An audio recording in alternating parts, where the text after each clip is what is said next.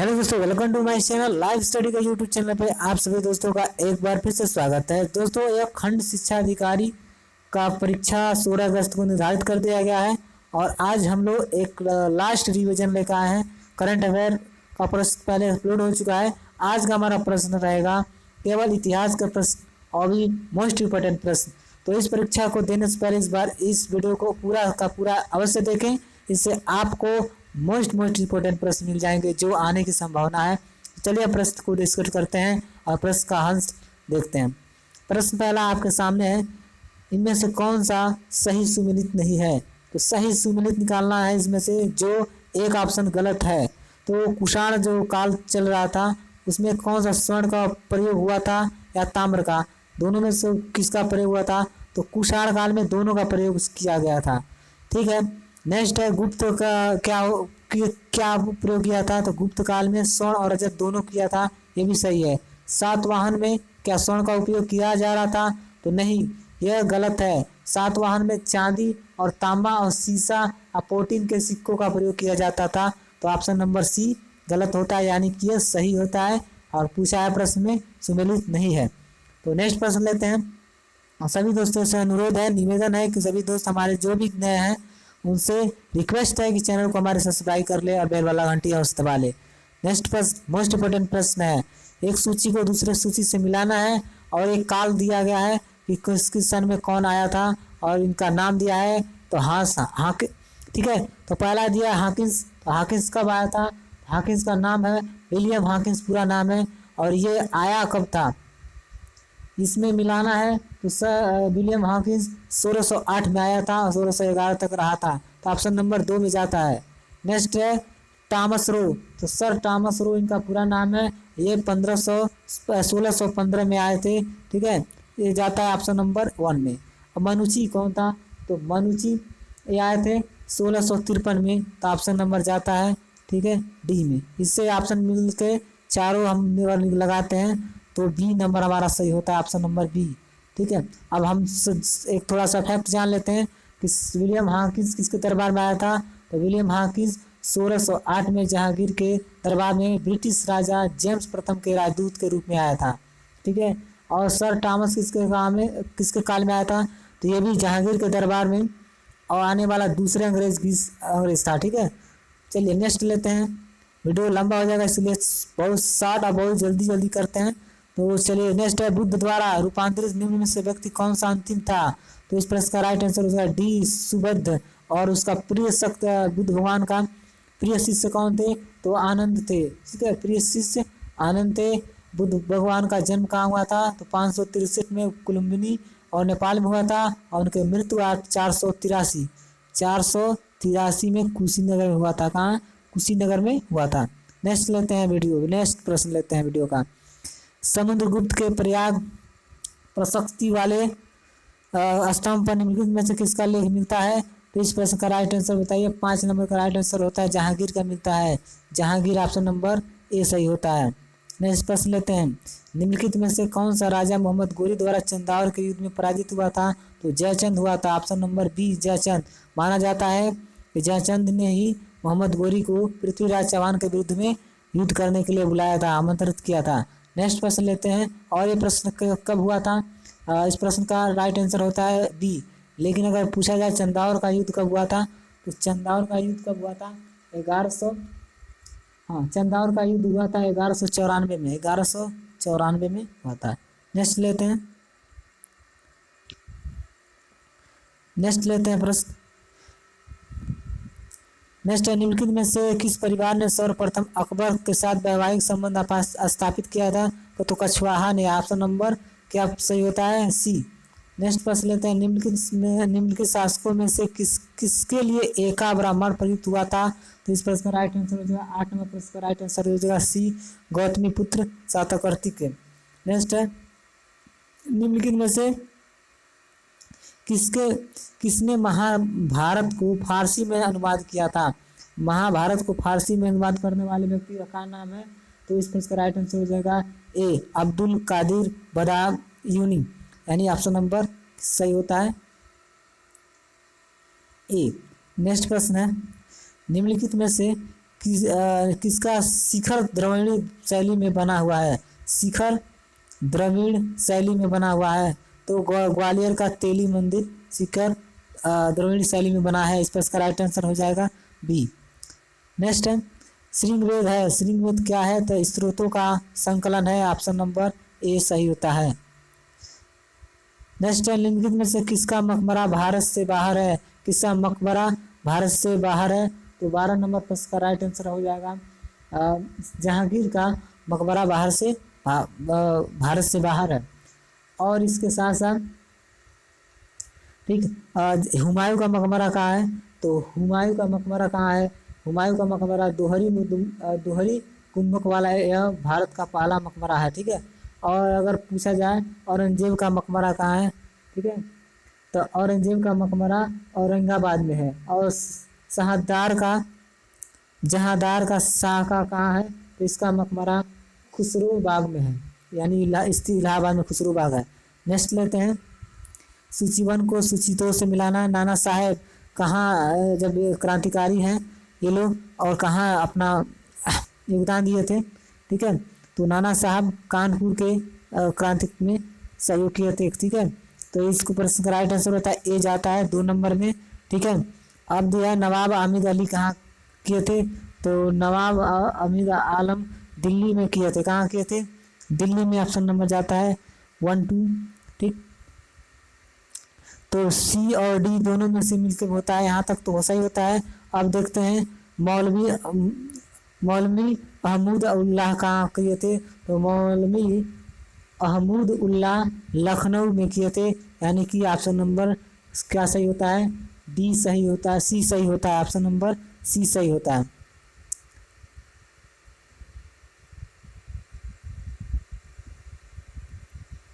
Sorry, option number D सही होता है। ऑप्शन नंबर डी सही होता है। नेक्स्ट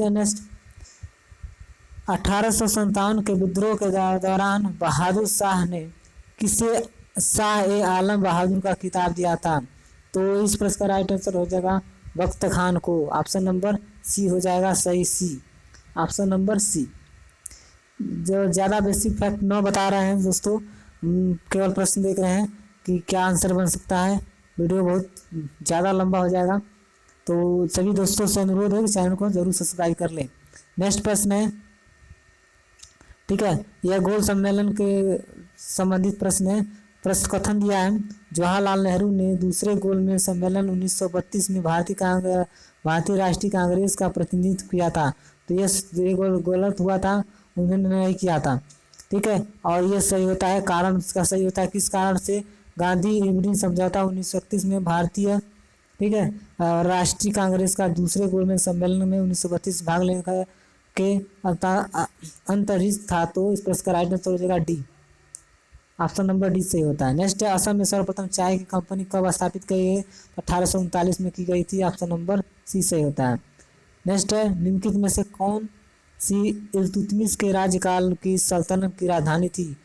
तो 18 नंबर पर इसका राइट आंसर हो जाएगा। इसको कमेंट करके बताइए आंसर।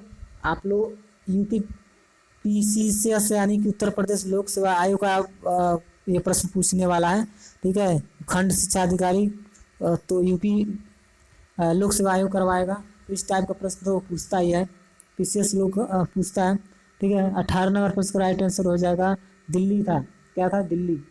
नेक्स्ट प्रश्न है भारत में फसलों की बुवाई के अंतर्गत कुल क्षेत्रफल लगभग है 14 करोड़। ऑप्शन नंबर 14 करोड़ याद कर लीजिएगा। नेक्स्ट है निम्नलिखित युगों में से कौन सा सही इंग्लिश नहीं है? तो नहीं बताना है, और ये इनका नाम है और ये इनका बुक का नाम है, किताब का नाम है। ठीक है, तो इस प्रश्न का राइट आंसर हो जाएगा 20 का राइट आंसर सी होगा। इनका ये लेखक ये इसका नहीं है। ठीक है, इस पुस्तक का लेखक ये नहीं है। ठीक है, राम लखन मुखर्जी इनका लेखक नहीं है, अवध इन रिवोल्ट का। ठीक है, पुस्तक अवध इन रिवोल्ट 1857 और 1859 के लेखक के कौन से, इनका लेखक क्या है का नाम है ठीक है, सॉरी। ठीक है, नेक्स्ट प्रश्न लेते हैं। 21वें राष्ट्रीय वन नीति 1953 के अनुसार निम्नलिखित में से कौन सा वन का सर्वज्ञ नहीं है? तो ऑप्शन नंबर कौन सही होता है? सी, बी सही होता है। ऑप्शन नंबर बी सही होता है, ऑप्शन नंबर बी। नेक्स्ट लेते हैं, निम्नलिखित विवरण को विचार कीजिए। ठीक है, यह पढ़ना है। कथन दिया है 1853 में जन्मे ये पश्चिमी भारत के फारसी थे। ये इंडियन इंस्पेक्टर तथा वॉयस ऑफ इंडिया के संपादक थे। ये समाज सुधारक थे और संपत्ति आय अधिनियम 1991 के पक्ष में प्रमुख संघर्षकर्ता थे। यूपी में से पैराग्राफ इसके बारे में दिया गया है। तो 22 नंबर पर इसका राइट आंसर हो जाएगा डी, नवरोजी फरदौन जी का ये वाक्य है। नेक्स्ट है 23 नंबर, अगस्त 1925 में सेंट्रल, ठीक है, लेजिस्लेटिव असेंबली के अध्यक्ष निम्नलिखित में से कौन था? ठीक है, तो इस प्रश्न का राइट आंसर होगा 23 का राइट आंसर हो जाएगा डी, विठल भाई पटेल। नेक्स्ट है, निम्नलिखित में से किस किले में मार मृदा पाई जाती है, किस जिले में? तो इस प्रश्न का राइट आंसर होगा 28 नंबर प्रश्न का राइट आंसर हो जाएगा झांसी में। कौन मार मृदा पाई जाती है? मार। नेक्स्ट है 29 प्रश्न है, ब्रिटिश भारत में निम्नलिखित प्रांतों पर विचार कीजिए कि उन प्रांतों में पहचाने जहां 1837 में भारतीय राष्ट्रीय कांग्रेस का मंत्रिमंडल नहीं बना था। ये पहचानना है। ठीक है, तो इस प्रश्न का राइट आंसर हो जाएगा, ठीक है, बंगाल और पंजाब। इसमें क्या हुआ था? ठीक है, क्या नहीं बना था? तो बंगाल और पंजाब में नहीं बनता, मध्य प्रांत और उड़ीसा में बना था। ठीक है, नेक्स्ट प्रश्न लेते हैं। सूची 1 को सूची 2 से मिलाना है और नदियाँ दिया गया है और यहाँ पे प्रवाहित दिया गया है। तो लीना नदी किस नदी से प्रवाहित होता है? लामूर नदी किस नदी से? और टिग्रिस किससे? माही। ठीक है, 35 नंबर प्रश्न का राइट आंसर बताइए। 35 नंबर प्रश्न का राइट आंसर बताइए। ठीक है, तो लीना कहाँ से बहता है? लीना बहता है आर्टिकल, ठीक है, आर्कटिक महासागर से। लामूर बनता है प्रशांत महासागर से, ठीक है, प्रशांत महासागर से। और टिग्रिस बहता है ठीक है, यह फारस की खाड़ी से बनता है। तो इस प्रश्न का राइट आंसर हो जाएगा ए, ऑप्शन नंबर ए। नेक्स्ट है, करीबा बांध निर्मित है। करीबा बांध किसमें है? करीबा बांध, ठीक है, ये जाम्बेजी नदी पर है। और जाम्बेजी नदी कहाँ है? ये अफ्रीका की चौथी सबसे लंबी नदी है। नेक्स्ट क्वेश्चन लेते हैं, नीली ब्लू लाइन नदी निम्नलिखित में से किस झील से निकलती है? तो 42 प्रश्न का राइट आंसर क्या हो जाएगा? आप लोग कमेंट्स करके भी बताइए, अपने आप को देखिए कि आप किस लिए तैयार हैं। ठीक है, इस प्रश्न का राइट आंसर नीली, ठीक है, इसका है ताना झील। ताना झील से बहता है। नेक्स्ट ऑप्शन नंबर क्या सही है? बी।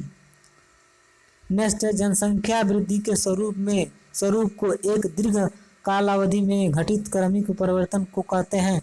तो जनांकीय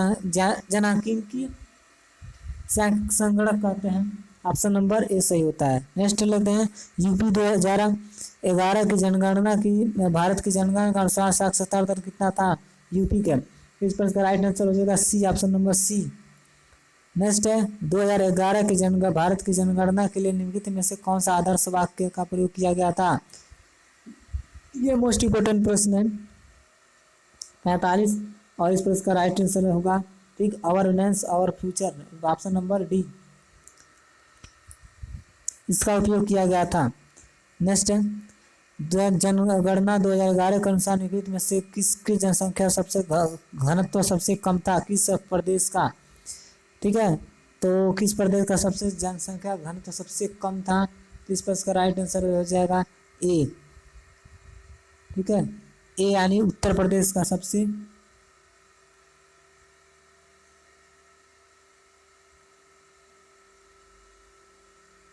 ठीक है, ए। चलिए नेक्स्ट है, भारतीय संविधान के प्राधिकृत हिंदी पाठ को निम्नलिखित संविधान संशोधन में से किसके द्वारा प्रकाशित करने के लिए अधिकृत किया गया है? तो इस प्रश्न का राइट आंसर होगा 56 प्रश्न का राइट आंसर बताइए। 56 नंबर प्रश्न का राइट आंसर हो जाएगा ऑप्शन नंबर बी, 98वां संविधान संशोधन 1987। नेक्स्ट है, सूची 1 को सूची 2 से मिलाना है। 57 नंबर प्रश्न है, सूची 1 को सूची 2 से मिलाना है। ठीक है, 57 नंबर प्रश्न का राइट आंसर बताइए। अनुसूचियाँ दिया है और उसमें सम्मिलित किया गया कौन सा पाठ दिया गया है, यानी कि क्या शामिल है किसमें, किस अनुसूची में। तो सातवीं अनुसूची में क्या है, सातवीं अनुसूची में विधायी शक्तियां हैं, और आठवीं अनुसूची में भाषाएं जोड़ा गया है, और नवीं सूची में कुछ अधिनियम का विलय, ठीक है, और विलय माध्यमकरण किया है, और दसवीं अनुसूची सूची में दल परिवर्तन का आधार, ठीक है, दल बदल परिवर्तन के आधार पर निहरता का किया है। इस प्रश्न का राइट आंसर हो जाएगा 57 नंबर प्रश्न का राइट आंसर हो जाएगा सी, ऑप्शन नंबर सी। नेक्स्ट है, निम्नलिखित में से कौन संविधान संशोधन के अंतर्गत सही सम्मिलित नहीं है। तो इस प्रश्न का राइट आंसर हो जाएगा ऑप्शन नंबर डी सही हो जाएगा, ठीक है। यानी कि पंचायत भाग 9 में है, नगर पालिका 9 क में है, और सहकारी समिति 9 क ख में है। चलिए नेक्स्ट है, भारतीय संविधान के संदर्भ में निम्नलिखित कथनों पर विचार कीजिए। पहला दिया है, संघ मंत्री परिषद लोकसभा के प्रति सामूहिक रूप से उत्तराधिकारी होता है। और नेक्स्ट दिया है, संघ के मंत्री प्रधानमंत्री के प्रसाद पर्यंत अपने पद पर रहते हैं या धारण रहते हैं। तो इस प्रश्न का राइट आंसर हो जाएगा ऑप्शन नंबर ए सही है, केवल एक सही है, ठीक है। भारतीय संविधान में सरकार की संसदीय व्यवस्था ब्रिटिश मॉडल पर आधारित है। भारत के संविधान का अनुच्छेद 75(3) में यह प्रावधान है कि मंत्रिपरिषद लोकसभा के प्रति सामूहिक रूप से उत्तरदायी है, जबकि अनुच्छेद 75(2), ठीक है, 75(2) में प्रावधान है कि संघ के मंत्री राष्ट्रपति के प्रसाद पर्यंत पद धारण करने के स्पष्ट है कि कथन एक सही है, ठीक है। तो इससे स्पष्ट होता है कथन एक सही है। नेक्स्ट है 63 नंबर है, सूची 1 को सूची 2 में मिलाना है। कालक्रम और करने का अवधि है, यानी कि स्वर्ण जयंती ग्राम स्वरोजगार कब आया था, और स्वर्ण जयंती शहरी रोजगार कब आया था, जवाहर रोजगार योजना कब आया था, और राष्ट्रीय ग्रामीण स्वास्थ्य मिशन कब आया था।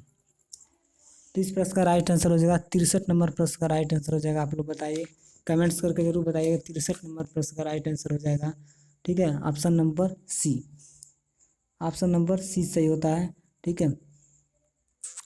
ऑप्शन नंबर सी होता है कि स्वर्ण जयंती ग्राम स्वरोजगार योजना 1919 में आया था, 1999 में आया था, और स्वर्ण जयंती शहरी रोजगार 1997 में आया था, और जवाहर योजना रोजगार योजना 1989 में आया था, और राष्ट्रीय ग्रामीण स्वास्थ्य मिशन, ठीक है, यह आया था 2005 में।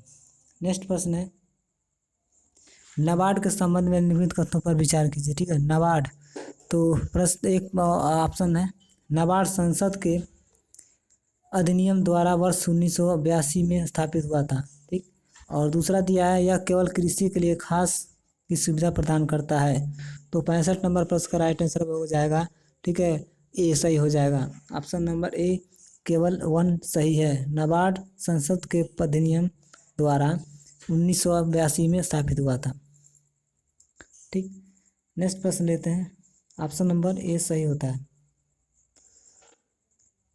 सेबी अधिनियम पारित हुआ था, सेबी अधिनियम कब पारित हुआ था, इस प्रश्न का राइट आंसर बताइए। सेबी अधिनियम कब पारित हुआ था, तो ऑप्शन नंबर सी में पारित हुआ था, यानी 1992 में, ठीक। नेक्स्ट है, निम्नलिखित में से किसका जन्म आगरा में हुआ था, इन शासकों में से किसका जन्म आगरा में हुआ था। तो इस प्रश्न का राइट आंसर बताइए, 91 का राइट आंसर बताइए जिसका, ठीक है, जिसका जन्म आगरा में हुआ था। तो इस प्रश्न का राइट आंसर गालिब, ठीक है, गालिब का हुआ था, ऑप्शन नंबर डी सही होता है। निम्नलिखित में से कौन उत्तर प्रदेश की प्रथम महिला मुख्यमंत्री है, तो ठीक है, इस प्रश्न का राइट आंसर हो जाएगा बी सुचेता कृपलानी। और लास्ट प्रश्न आने वाला है नहीं, ठीक है, आप लोग कमेंट्स करके जरूर बताइएगा कितने प्रश्न सही हो जाएगा, और लाइव वीडियो को जरूर शेयर कीजिएगा, और चैनल को सब्सक्राइब कर लिया है। निम्नलिखित में से किसने शंभू महाराज को हिंदुस्तानी शास्त्रीय संगीत की शिक्षा दी थी। तो 126 नंबर प्रश्न का राइट आंसर बताइए, किसने दिया था। ठीक है, निम्नलिखित में से किसे शंभू महाराज हिंदुस्तानी, ठीक है, शंभू महाराज को किसने दिया था? आप लोग कमेंट्स करके बताइए, ठीक है। तो इस प्रश्न का राइट आंसर हो जाएगा बी, रहीमुद्दीन खान को, ठीक है। B, option number B, Rahimuddin Khan को। निम्नलिखित में से कौन सही सुमेलित नहीं है? क्या बताना है? सही सुमेलित नहीं है। तो इस प्रश्न का राइट आंसर बताइए, सुमेलित नहीं है, ठीक। यह सब कलाकार हैं जो इन चारों में से सितार, तबला और बांसुरी बजाते हैं। तो कौन क्या बजाता है? तो विलायत खान सितार बजाते हैं, ठीक। तो ये सितार बजावे करते हैं। अल्लाह रखा खान तबला बजाते हैं और हरि प्रसाद चौरसिया बांसुरी बजाते हैं, जबकि अमजद अली खान पखाज नहीं करते हैं। इस प्रश्न का राइट आंसर हो जाएगा डी, ठीक है, सुमेलित नहीं है। अमजद अली खान ग्वालियर घराने से संबंध रखते हैं और एक मशहूर सरोद वादक हैं, ठीक है। और दोस्तों यह लास्ट प्रश्न है, भारतीय सेना ने पीओके में आतंकवादियों के विरुद्ध सर्जिकल स्ट्राइक कब किया था? तो इस प्रश्न का राइट बताइए, सर्जिकल स्ट्राइक कब हुआ था? ठीक है, सी।